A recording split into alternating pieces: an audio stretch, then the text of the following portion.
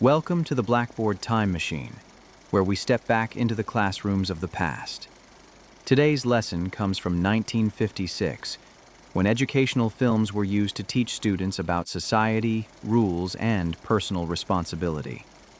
Produced by Coronet Films, Laws and Social Controls explores how laws shape behavior, why rules exist, and how social controls help maintain order in communities. Let's step back in time and watch this lesson from yesterday.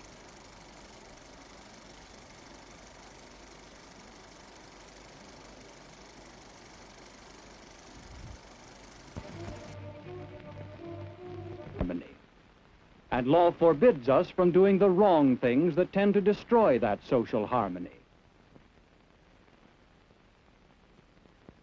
But law is more than the policeman on the corner, more than the courthouse where our laws are enforced, more than the jail where lawbreakers are punished. Law is one of three forms of control which regulate our daily lives. Custom, what we usually do. Moral code, what we should do. And law, what we must do. Now, just how do these social controls affect us? Well, in the teen canteen in our town, we'll find part of the answer to that question. You see, the canteen is always busy early in the evening, but on weeknights, the crowd thins out gradually. So when the clock approaches closing time, things quiet down in a hurry. The club has its own laws about closing, and the members obey them. After closing time, you won't find anyone there, except for the three members whose turn it is to clean up. But did I say three? Just us, Betty? Aren't there always three on the cleanup committee? Yes. I wonder who's missing. If it's that Jack McGregor again. It is. I've heard he always ducks out early. It's bad enough with three to clean out, but only two. And he's supposed to be business manager of the canteen. You know, Betty, I'm going to bring this up at the business meeting tomorrow. I'll show that Jack McGregor. I meant to tell you, Betty, honest, Jane. My dad insisted that I be in the house by 11 o'clock. Can't you explain to him? He wouldn't want you to run out in your responsibility, would he? Take it easy. Getting anywhere this way. Staying to clean up is a problem with a lot of us. Even though I'm the chairman of the canteen, I've had to skip cleanup duty to keep from being out too late. Say, maybe weeknights we ought to close the canteen earlier. You'll never get anyone to agree to that. I don't know. Maybe that is the answer. Tell you what, let's meet again when we can have our advisors in to help us work this thing out. As you know, our civic association has been with you from the start. I believe I can speak for the association and as your advisor in recommending that it would be very wise for you to close the canteen on weeknights at 10:30 instead of 11. After all, that's customary in our town. The drugstores, ice cream stores, most of the places of business are closed by that time, and, well, it seems to me that you might close, too. The theater stays open later than 11. But we're not a theater. Some people may question our behavior when we keep the canteen open till 11. I don't think it's right for us to stay out so late. Who's to say what's right? We know what's good for us. Nobody has to stay here till 11 just because the canteen is still open. There's no law that says you have to stay or you have to go. You're a lawyer, Mr. Parks. There's no law, is there? No, Jack, I don't think there is. Now. But I have heard people talking about your late hours here. You'd better realize that the town could pass a law which would compel you to close at 10:30, or 10, or even 9. You see, whatever the community decides is best for itself usually becomes law. The community? Well, aren't we part of the community? Well, of course you are, Jack. But thinking of the community as a whole, well, I wouldn't like to see our town pass a curfew law, as some other towns have. Don't you think it would be better for the community and for you if the canteen were to pass its own law to close weeknights at 10:30? And so Jack is learning about social controls. It's customary, said Mrs. Brown. It's right, said Jane. It's the law, said Mr. Parks. Yes, they can all see how these social controls, custom, moral code, and law have always played a part in the activities of the teen canteen. Here, as in our general society, there are a great many customs, and we accept them.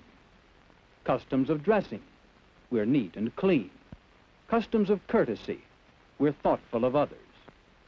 What happens if we violate a custom? It isn't serious. Perhaps we simply lose a little prestige. Nevertheless, customs do control us. We make a habit of following them. And then there are moral codes, sometimes called the mores. These are society's standards about what we should and should not do. They are more deeply ingrained in us. We simply don't cheat in games. We in the society in which we live think that's the proper way.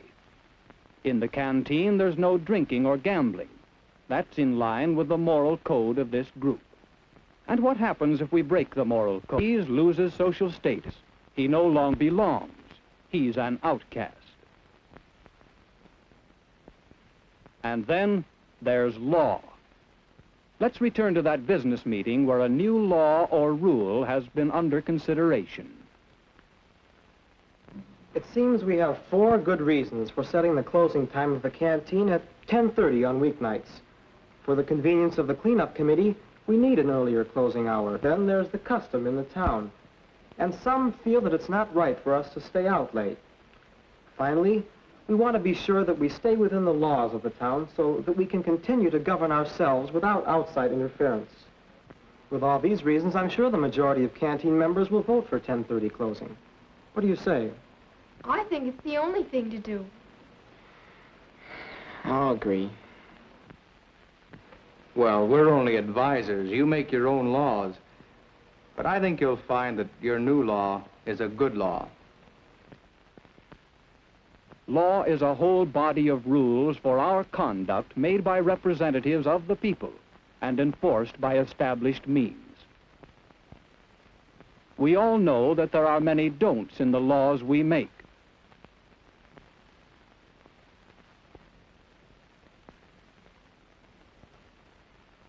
Law prohibits what the majority decide is wrong.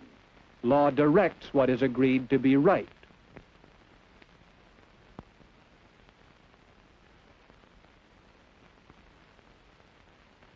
Laws require you to go to school so that you and society will benefit, and laws provide the schools for you to attend.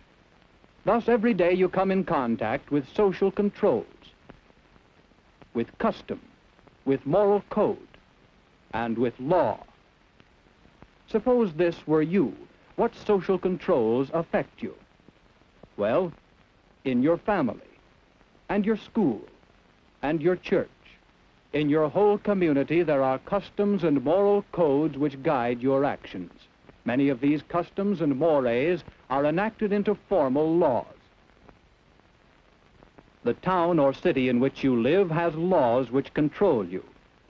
There are state laws passed and enforced by state governments, and the federal government in your name makes laws which affect you. And we are hopefully working toward a still higher level of law, the law of nations united for world peace. You are guided by all these laws and controls.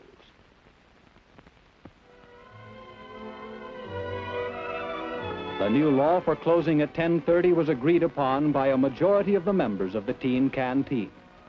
It's a good law because it agrees with the customs, the moral codes, and the laws of this group and of this community.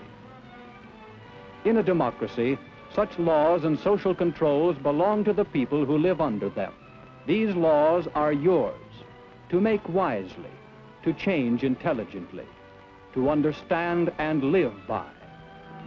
That concludes today's lesson from the classroom of yesterday. Thanks for watching the Blackboard Time Machine, where history and education meet on film. If you enjoy these vintage classroom films, please like, subscribe, and join us again as we continue bringing new lessons from the past to the present.